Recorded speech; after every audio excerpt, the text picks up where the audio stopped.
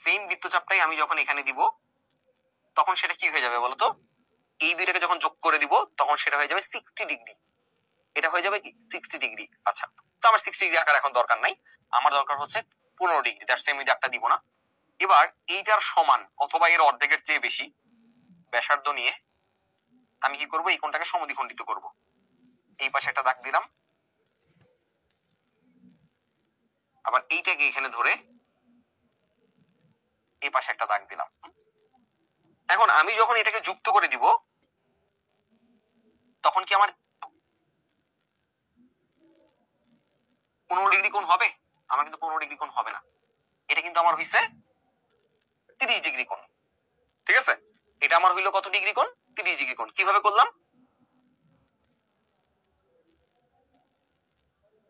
আচ্ছা, এটা 60 ডিগ্রি ছিল, তাকে অর্ধেক করছি, এটা হচ্ছে 30 ডিগ্রি। এখন আবার এই 30 ডিগ্রিকে আমি কি করব, অর্ধেক করব, তাহলেই আমার 15 ডিগ্রি কোণ হয়ে যাবে। হ্যাঁ, সেটা সমান বা অর্ধেকের চেয়ে বেশি ব্যাসার্ধ নিবা, পাশে একটা বৃত্তচাপ আঁকবা, আবার এই পাশে একটা বৃত্তচাপ আঁকবা, তারপর যুক্ত করে দিবা, শেষ হয়ে গেল। এটা হচ্ছে 15 ডিগ্রি কোণ।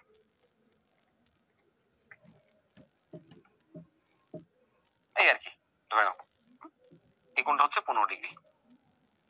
ওকে ওকে, সো একজন লিখতে বুঝি নাই, তাকে আবার বলতেছি, তুমি 60 ডিগ্রি কোণ আঁকবা। 60 ডিগ্রি কোণ কেমনে আঁকে এটা ক্লাস 6-এ আমরা শিখাই।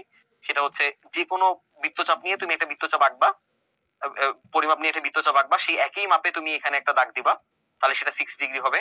সেই 60 ডিগ্রি কোণকে সমদ্বিখণ্ডিত করবা।